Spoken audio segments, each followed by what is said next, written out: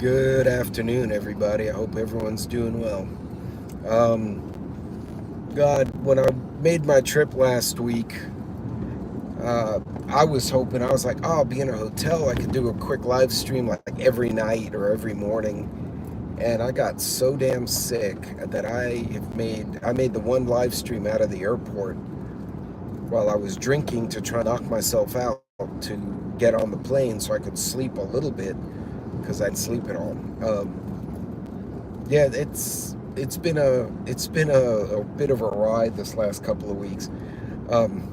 Anyway, I hope y'all are doing well, and I hope y'all can hear me and see me. I titled this video, "It's worth Hey coffee, it's worth taking the time." Taking the time does matter. Now, what am I referring to? It's taking a little bit of time. Hey, Holly, to understand what you've gotten yourself into as a prepper. And this sounds kind of funny, right? 'Cause you're like, well, what the hell do you mean?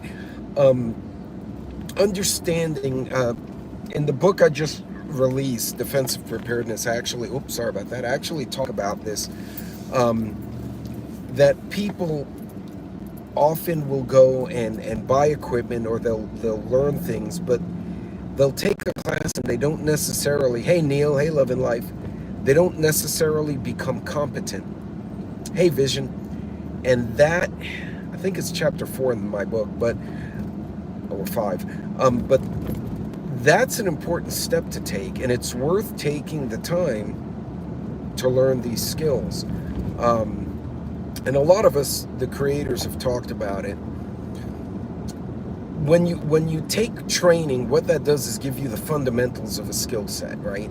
So if I take a CPR course, I take how you been, guys? Hey, Joe. Hey, Holly again, and Vision. When you take a CPR course, for instance, right, you learn the fundamentals of CPR. You learn the fundamentals of how to, hey, Black Guns, what's going on? How to perform that first aid, the CPR, to another human being. But if you only take it once, and you never take it again, you don't practice it, you don't read up on the new stats, you basically, over time, you lose your competency. You lose your ability to do that job. A lot of times we hear the word competence or incompetent, and we think of it as a bad word, like, oh, that guy's incompetent at his job. And it can be a mean word, but when I say competency, I'm talking about being able to do certain things without having to really look and think about it. It almost becomes second nature, and it's worth training to do things to where you have a high level of competency. Let's take shooting range, for instance.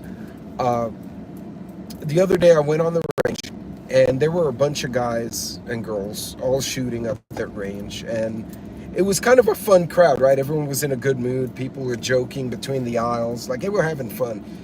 And this one guy absolutely, a guy stovepipes his pistol. And I could hear it go bang, bang, and all of a sudden it was like clank, bang, clunk. And he goes, shit.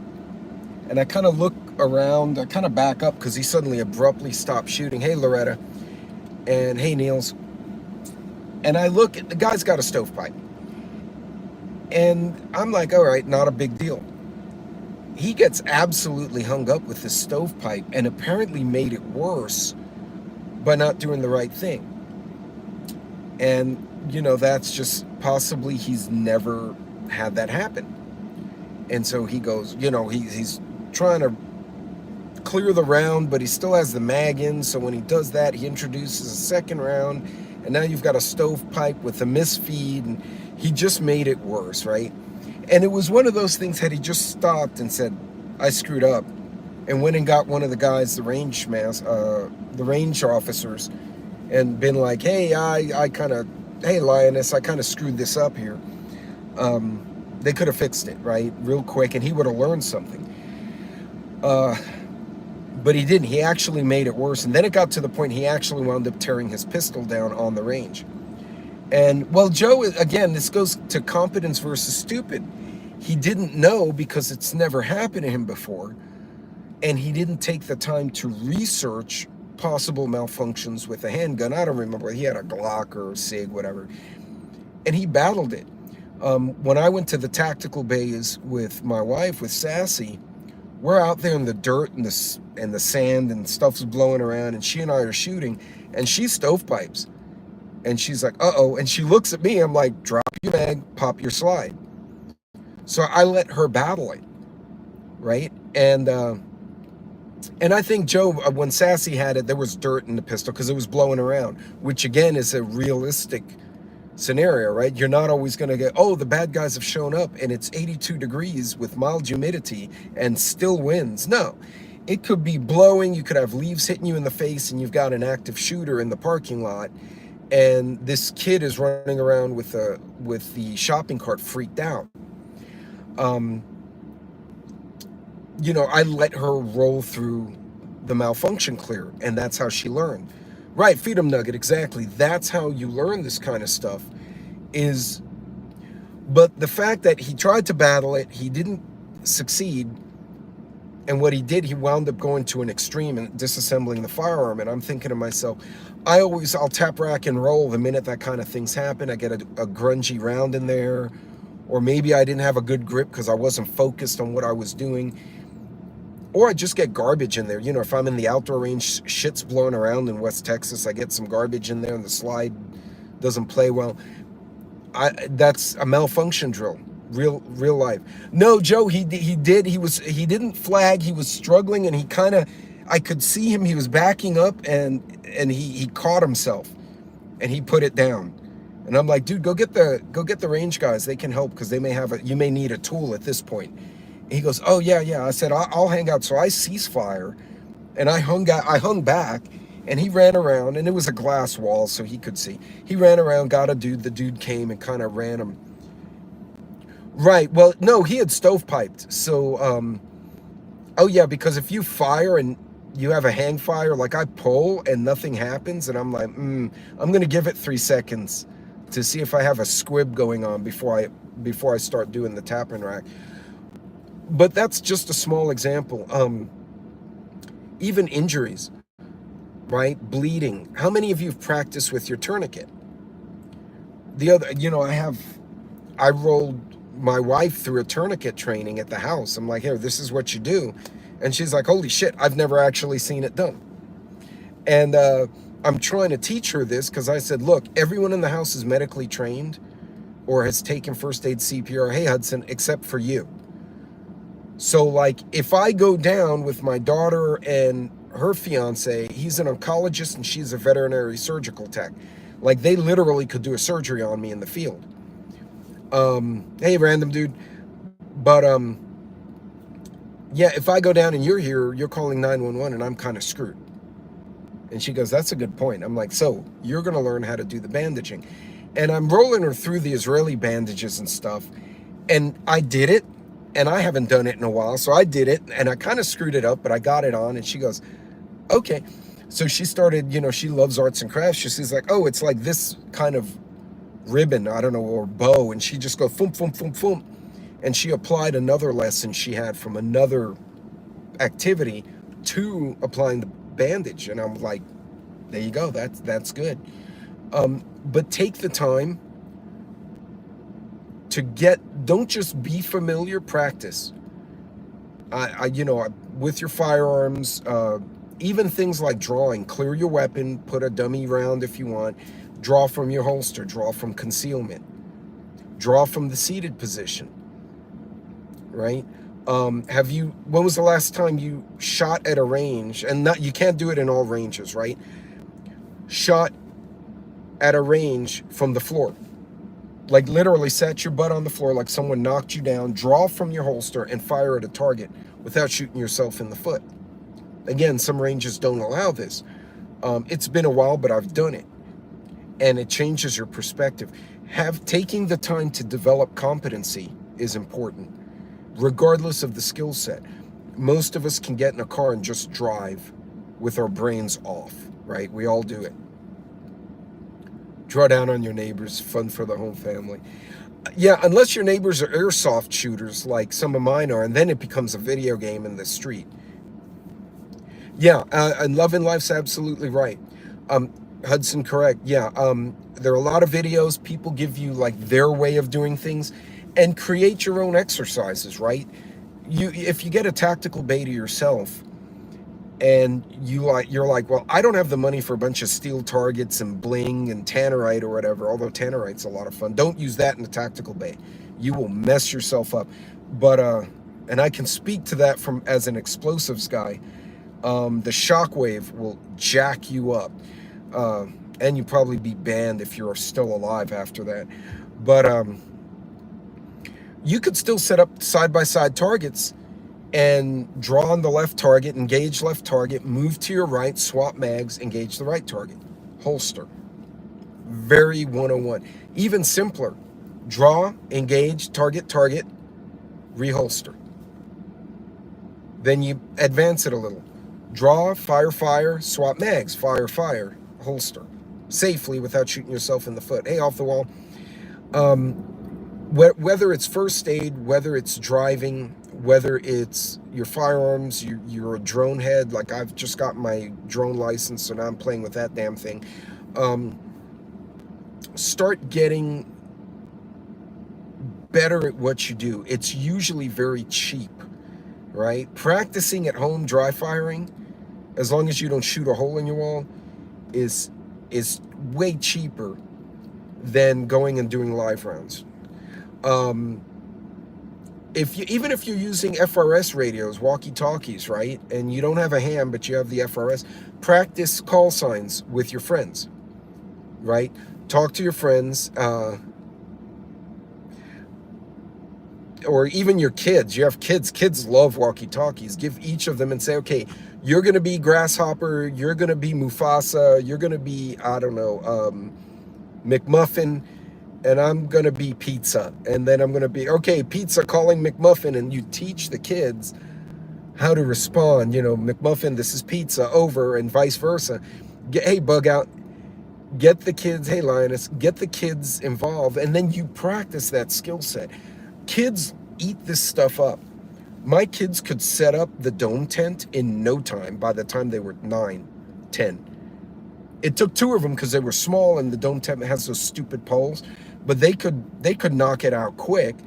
Every now and then the pole ran amok and somebody got hit in the crotch or hit in the face or hit in the boobies, and a sibling went down, and then everyone started laughing.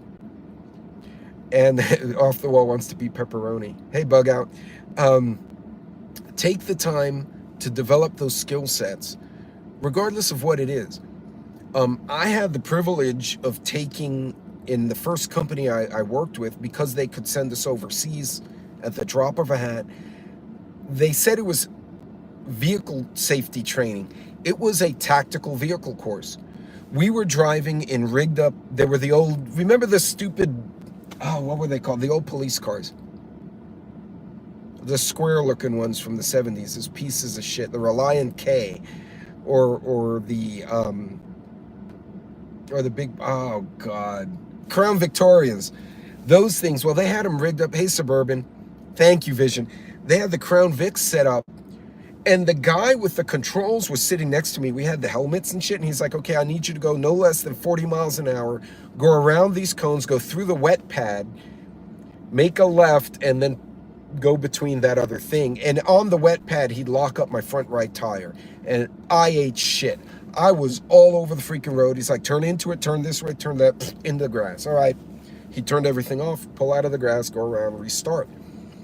Okay, I want you to drive no less than 40 miles an hour at these cones that represent people or an obstruction. I want you to hit the brakes, swerve into the gravel, come back, get on the road, and not hit a cone. And I killed the shit out of the cones, right? The first time, into the cones. He's like, no, that's wrong. Another guy came and set him up. We drove back around and we continued. That was one of the best training classes I've ever taken. And I took it, I was, 23, 24 at the time. It literally saved my ass when we got caught in a flood, and I got hit with a 50-mile-an-hour crosswind in a valley. While I'm driving over water, I totally hydroplaned. I spun out my expedition, and I wound up able to land in the grass. The truck was not pretty, but we walked away. And I mean, all the windows were broken, the bumpers were gone on both sides. I hit the dividers, I was hitting other shit, but I was actually, it was almost like a controlled crash, which was really weird. All American, what's going on? And into the grass I went. There's a lot of skills you can learn. Now, obviously, don't go and hydroplane on purpose and kill someone, right? That's not where I'm going with this. But look at skills. How do I maneuver if I'm in a skid? How do I drive in a safe way at a high speed without killing myself or rolling my vehicle? What are the limits of my vehicle? The more you take the time to learn those skills, the better you're going to be at it. And again, if you have like a solar setup, right, a jackery in the solar panels, take it out and say, okay, I'm going to time myself. How quick can I set up my jackery in the backyard? So you set the stopwatch, you go grab all your shit, run out in the backyard and set up the jackery and stop the timer and say, okay, it took me 5 minutes to do that. Or I have to, I have to walk home. That's a great skill set. Take your get home bag out of your car in your office and walk your ass home. You're going to be a hot mess when you get home, right? It might take you 2 hours, but at least you're like, okay, I get this. This backpack, my get home bag, was fine when I tried it on, but now that I walked with it for an hour, not so fine. It kind of sucks. And I think, Hudson, were you the one who you overloaded your bug out bag and then you went hiking with it, and like by the end of it you dropped 20 pounds on the bag? I don't remember who it was, but somebody did a video, I swear it was Mike, and in the middle of the hike said, so I just learned a painful lesson, and it was that you overstacked your bag. I don't remember what it was, a get home bag or tactical bag. Hey Teresa, take the time to learn those skill sets. Take the time to understand the equipment. This is something huge in engineering, because, if we have a guy who got his crane certification and hasn't run a crane for 6 months, been on YouTube learning binge. Good, loving life. I'm sorry you're laid up, but yeah. That's not the guy I want on my location lifting a 2-ton object. Because, hey Jason, because he or she haven't done anything with that skill in 6 months, right? The skills are perishable. And again, even if it's just in your house, draw from concealment, no mag, clear the pistol. Don't be stupid like the other guy on YouTube that shot a hole in his TV and shit. And draw. And then look at your stance. You can even set up a camera. Draw, holster, and draw it quickly. And then watch your video, look at your form, right? Did you teacup your pistol? Was the barrel too far down? Was the barrel too far up? Did you get hung up in your shirt? These are little bits of information that help you make better decisions, because when you're under stress, you're going to be reacting and not thinking, and you want to make sure your reactions are natural, right? If you've been in martial arts, I used to kickbox, and it was the full contact stuff, but this was years and years ago. When we trained, you got to where you weren't thinking. The guy'd throw a spinning kick at me, and you're immediately, backing, and you're bringing up that elbow to take the hit off the side because you know he's going to hit you. You're just trying to control where you get the hit. Those are the kind of reactions you want. And again, we all have different situations. Everyone has different budgets, different time, different physical fitness. But, right, Joe, see stuff like that. Hey, take care. Vision, yeah, Vision, that's great advice. If you all play nice, if not, win. Or don't get caught, which is a win in and of itself, but I digress.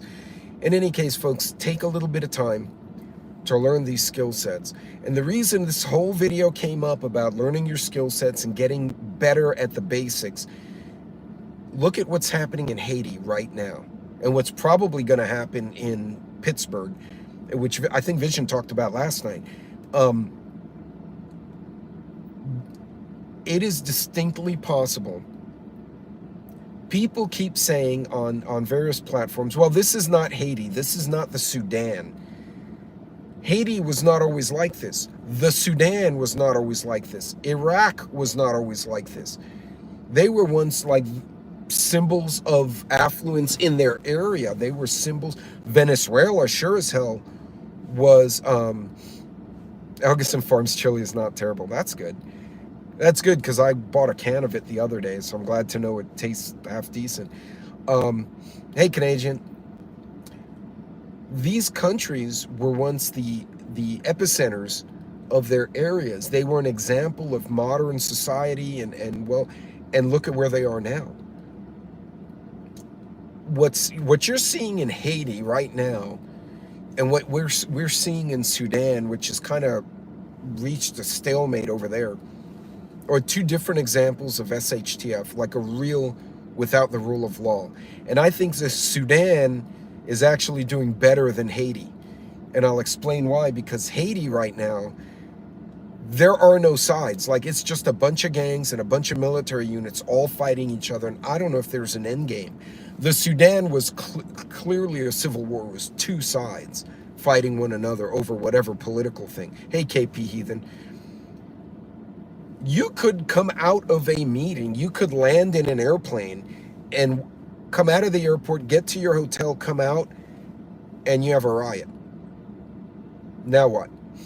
It's happened to me. I was in Argentina, in Buenos Aires, having a beer and a pizza, believe it or not, really good Italian food in Argentina, over a little canal that had a bridge to my hotel, and there was a police station by the canal, and all the cops come hauling ass, running in riot gear, past me down the street, and I'm like, oh, that's fucking bad. I mean, I had 3 beers in me, and they were those 11% beers, and I hadn't eaten all day, so I was feeling pretty good. I had a pizza, I had beer, and there go riot cops, and I'm like, that's just something I don't want to deal with, having had beer. And after 30, you'll feel terrible the next day. Oh no, yeah, sugary drinks with beer is a bad idea, Joe. Definitely. Then I get a text from corporate security saying, hey, you need to get back to your hotel. There's a riot broke out a quarter mile from where you're sitting right now, or where your hotel is. And they kind of said, where you are in your office. And so, yeah, All-American, that's absolutely true. You realize how important water is. So I asked for a to-go cup. I took my beer, half my pizza, and I went back to the hotel and sat in the balcony of the hotel looking to see something. But whatever was happening was way the hell away. And now in hindsight, being on the balcony was kind of stupid. But anyway, and it was just basically a bunch of fist fights and rock throwing and shit. But that kind of thing happens because it's happened to me. I'm in a place, people are walking around, tourists, business people, everyone's having a good time. All of a sudden, there go the cops running in riot gear, and you're like, shit, that's not a good sign. Run away. Again, situational awareness, even if you've had a few beers. Folks, these are the kind of things that can happen. Having your skill sets. I actually went through my get home bag. I got to make some changes. I left it as it is for now because I want to think about what I want to change. But a lot of my get home stuff is actually in my truck too. So I underpack the bag a little bit because I'm going to take some of those containers and my first aid kit and stuff the bag with it when I roll. And, I have a truck gun and everything, so I'm kind of rethinking how I loaded everything out. But you may have to do that very quickly. You don't want to have to think about it. You don't want to have a situation where you have to deploy a knife or firearm or use your first aid kit and you literally blank out and lock up because you don't remember how to apply an Israeli bandage. You don't know where the pressure points are for bleeding. You don't know how to clear a jam or a stovepipe in your pistol. This is where the rubber meets the road, and it's worth taking the time, because I'll be honest with you, a lot of people don't. A lot of people, and I've seen it, you've all seen it. I'll go out to dinner, somebody falls down and has a seizure, or they pass out, or they choke, and literally people just stand there and watch. And that's concerning because a lot of these people would become casualties in a situation like Haiti. They're standing there in a panic and they're not thinking, oh shit, that's not right. What's my course of action? That should be your first thought. But again, you have to be competent in this stuff. So happy birthday, Lion, by the way. So anyway, folks, just something to think about. I'm hoping to get on some kind of semi-regular live stream schedule again in the coming months. Unfortunately, one of my teammates quit. So once again, I am the only engineer between Dallas and Denver doing my job. And Mexico and Canada, like that big chunk of America in the middle. Yeah, I'm it. That does the role. So specifically in the West Texas, the Southwest, but you know. So it'll be a month. I already know that. So I'm like, bonus better be kicking the end of this year. But anyway, I digress. Friends, be careful. Know your basics. Know your skills. Stay on budget. Hey, Cold War, now's not a time to freak out. You know, they're talking about cannibalism in Haiti, and I don't know how true or not true it is. That's very fucked up if it is. But people will act insane. Not everyone, but certain people will act absolutely evil, given the chance to get away with it. They don't because either they're on meds, prepping with pugs, or they know they'll get consequences. You know, dry rub or barbecues. I think they use diesel as their dressing, Joe. It was just bad all the way around. It was just like, at least the videos I saw. These are the kind of things that can pop up. And again, a lot of folks are just not ready for that. You need to be, it's almost to the point we need to be more ready than the average person, not because we're preppers, but because we have to overcome whatever the hell is going on, the riot, the flood, the chupacabra, whatever the fucking alien, but then we have to overcome the stupid of everyone around us. Think about that for a second. If 1 in 20 people are a prepper, first responder, or trained to handle an emergency, and an emergency happens, so now you have the chupacabra. Joe's picked the chupacabra as the monster today. So you have the chupacabra in the parking lot of the grocery store. 19 people are now freaking out and stampeding. And you have to not only deal with chupacabra and save your own ass, but you have to not get in their way where they hurt you by accident or deliberately in a panic. Those are the kind of things we need to prep for. And if you can keep your basics solid, right? You know how to get your car started. You know how to back in, go forward in a coherent way, get through obstacles, get around moving traffic in a fast manner. Use your first aid kit. Deploy a defensive weapon if you have to. That all... and what going on? So Pittsburgh has basically announced, which was the dumbest thing ever, that they will not have police coverage between 3 a.m. and 7 a.m. except for like 20 officers in the entire city, and all 911 calls will go to a dispatch. Hey, Diana. And in Haiti, basically, the government's collapsed, and you have the military and police units are fighting about 4 or 5 different gangs. There are reports of cannibalism. There's reports of group rapes. There's reports of executions on the street. And basically everyone's shooting everyone, and the government has sent Special Operations Marines, MARSOC, to our embassy to secure it, in addition to the normal Marines that are there. And I heard there's an amphib on the way in case they have to get gunships on station. So, yeah, it's a mess. I really need to do a breakdown of the Haiti by maps and areas and whatnot. But folks, have those basics. Have that understanding of your first aid kit, all your fundamental gear. Know how to use your camping stove and make sure it still works. Don't just buy it and stick it on the shelf. Make sure you know how to assemble your jackery. Use your calculator and estimate how long it takes to charge your cell phone. You know, stuff like that.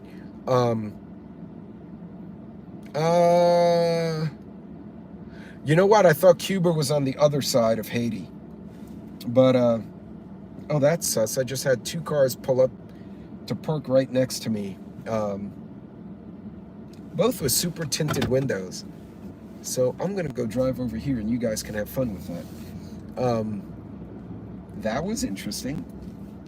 Oh, I haven't had that happen to me in a hot minute.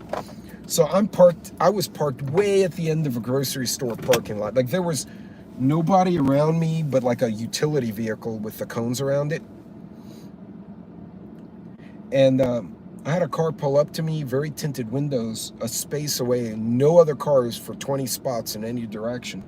And then I had a Jeep pull up with tinted windows right between the two. And I'm like, I'm going to give you 20 feet of room and see how, or 30 yards of room and see how that works. So, situational awareness. Holding smack and how much? Probably. Yeah, it was sus. I'm like, yeah, if you guys get in a shootout, I don't want to be next to your shit. I wonder if they were using my car as cover. Think about that. So anyway, folks, keep your situational awareness up. Stuff is weird, but get your basics down. Get your fundamentals down. Your first aid skills, your firing skills, your knife skills, your backpacking, whatever it is you think you need. Take some time to evaluate. It is worth, and that's the title of the video, it's worth taking the time so that you have those skills when you need them and you can't think about it. I don't know if that made sense. I hope you guys understood what I was trying to say. In any case, folks, I'm going to let you go with that one. You guys be good, be safe. Hudson is on tonight, I think. Hey, Seawolf. And anyone I missed, I apologize. Is Hudson on tonight? Today's Wednesday, right? Yeah, we're all going to die Wednesday. So, yeah, we're all going to die at 7 Central, 8 Eastern, I think. And if all goes well, I should be on with Vision tomorrow, if not tomorrow, the Thursday after. So, anyway, you guys be good, be safe. I've got to grab a few things on the way home, but get your skill sets up out there and take care of yourselves. Be careful what's going on. People are just being weird. God bless. Love you all. Be good.